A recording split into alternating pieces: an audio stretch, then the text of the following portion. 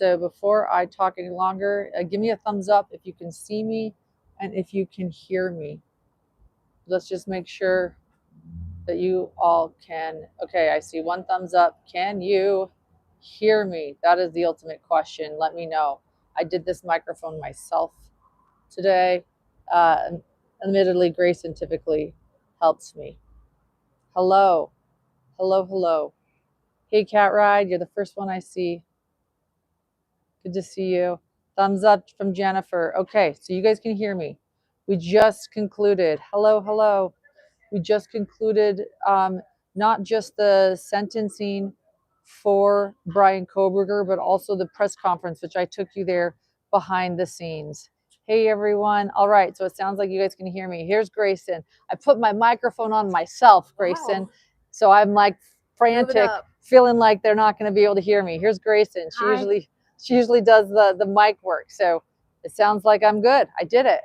I'm moving up in the world. Thank you. Thank you. I did that. So let me take you guys behind the scenes and let's talk about everything that went on. In fact, and Grayson doesn't even know this, but Grayson, I might pull you on here in a little bit too. Let me take him around. But I think that you and I watched the sentencing together today. You and I were at the press conference tag teaming today, whispering to one another. I know we were making decisions for y'all, doing our best, trying to get questions answered, trying to get info to you from the behind the scenes press conference we did. We were in the first row. So let me take you around. Let me show you what's going on. And then let's talk about what you and I, witnessed today, what you thought. I think Grace and I might have even had some differing opinion on how some things went down. So let me just first show you guys around, and then we'll come back and do this in the shade right here. We'll do here. This is kind of private. We don't show anyone in the public. By the way, I did just see John Pryor in there. It took everything. Yeah, he was going through security, and I was like, oh, I want to talk to John Pryor. That's Chad Daybell's attorney, but I knew later. So let me show you guys around what's going on here. Very busy outside the courthouse. A lot of media tents. So they do allow media tents. Right over there, we have, let's see. I was seeing a lot of people, a lot of media. This is what's going on. A lot of after talk. So this is, by the way, do you know how many things happened in this courthouse? I feel like this is Groundhog's Day a little bit. Even more than you guys probably know. Let's start. I got divorced in this courthouse. I had my first date with John about 5 minutes away. I then attended the Vallow case here, and then I attended the Chad Daybell case here, and I've attended several hearings of Bryan Kohberger here. It holds a lot of actual heartbreak, a lot of moments I'll never forget in my life, seeing autopsy photos that I'll never be able to unsee, being with those I love. This courthouse holds a lot of bitter, hard memories, but also justice. And today was another day of justice. And that is what I am focusing on, is the justice that I have seen happen in this courthouse and what happened today. I think the most poignant moment for me, I just want to say, was hearing from Bethany through her friend and Dylan, the roommates. And I'm not, everything was poignant. Everything was emotional. I shed tears today watching the sentencing of Bryan Kohberger. But for some reason, for me personally, what got to me was hearing about Dylan as she described panic attacks and PTSD and survivor guilt, and Bethany too.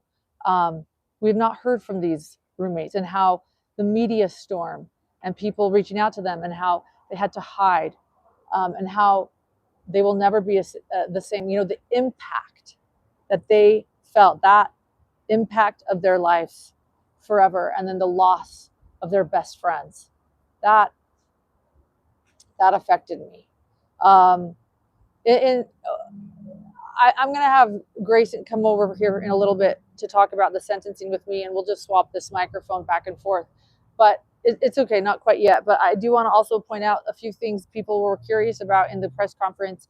The thing that I saw in our chat the most was that they talk about Papa Rogers. They did. They said Papa Rogers was in so many words, they said Papa Rogers was a nothing burger, not connected. They did not share a motive in today's press conference or in today's sentencing. In fact, they left us with more questions that they don't know why the house was targeted. They only know the house was targeted. They can't say who or why, but it was the house.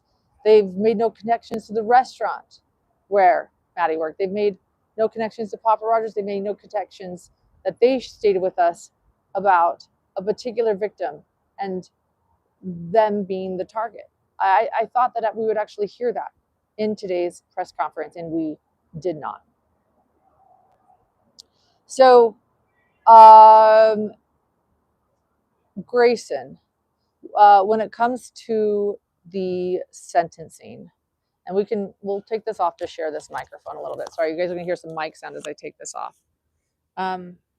Here, we'll stand right here. Come over right here in this corner. We just protect everyone from the public. We get out of the way, and it's quiet.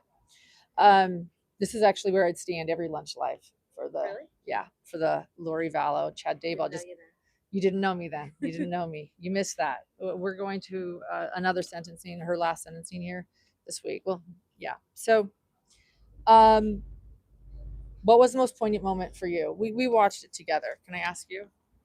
Yeah, I'm trying to think. I really liked, I think it was Maddie's grandma. She talked about looking for the blessings. And I just felt like that was it's hard to do when tragedy strikes your family. And senseless tragedy at that. And I just have a lot of admiration for her. And she mentioned Bryan Kohberger's family. And that, I don't know, it just stuck with me. Like I felt like she came in and she just walked up there with such grace and calmness and was just ready to go. And I think that was the impact statement that like got to me the most.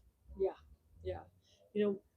One thing that I hope these victim impact statements do is help people to be able to move forward, and I'm grateful for those who are able to share. Yeah, I think also I want to say this in the press conference.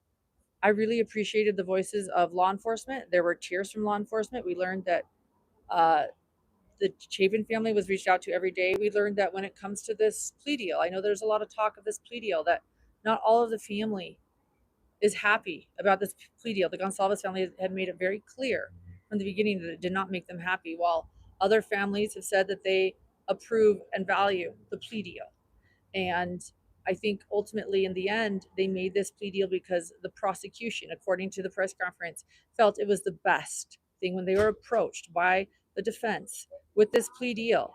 As the trial loomed in the distance, jury selection would be going on this week, beginning this week, that they felt this was the best way for justice, that he will never be able to hurt anyone else, that he will be away forever, that he will have admitted guilt, and that he will be able to become a distant memory for these families without the appeals, without so many things that could happen if there is a death penalty phase or a trial or the possibility of appeals.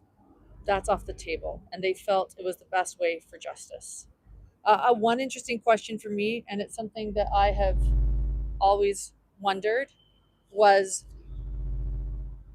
if Bryan Kohberger had not left the knife sheath behind, would he have been caught? Would he have been arrested? Would we have seen justice?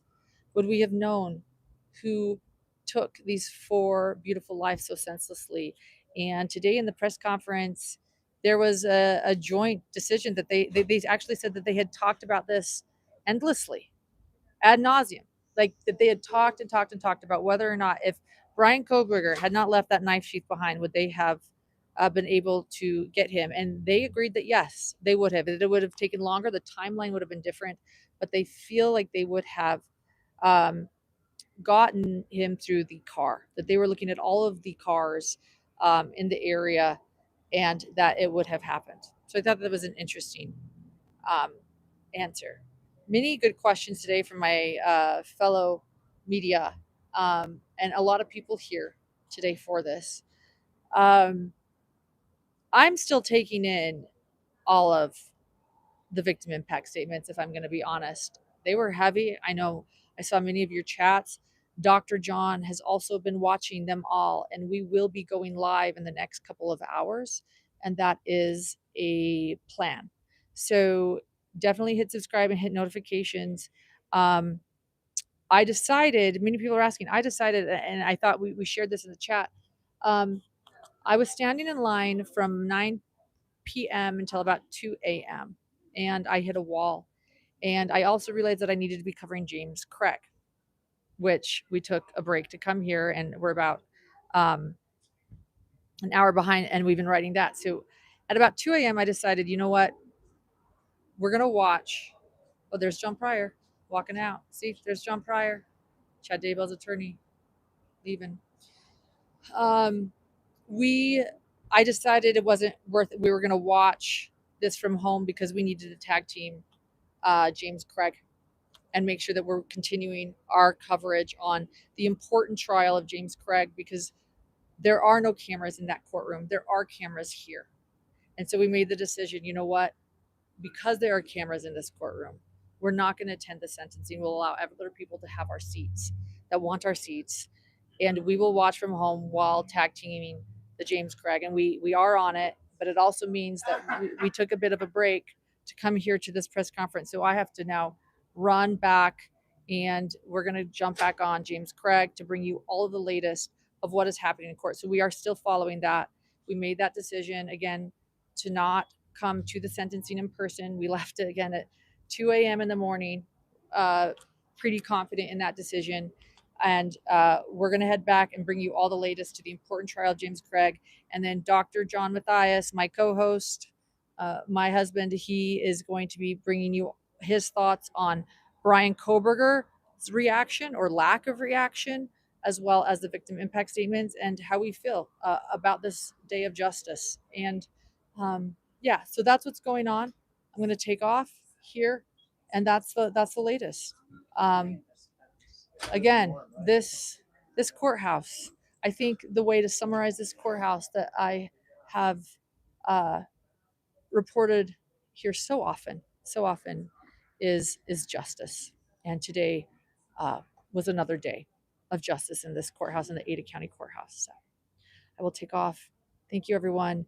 Again, hit subscribe, hit notifications. This is not the last time you're seeing me today, in fact, or Dr. John. So tonight we'll have the live with James Craig, and in a couple of hours, when we feel like we're in a good placement with James Craig, and report and up to date on everything happening today in trial, we will have Dr. John on to discuss more of the sentencing today of Bryan Kohberger. So stay tuned. We'll see you guys. Bye bye.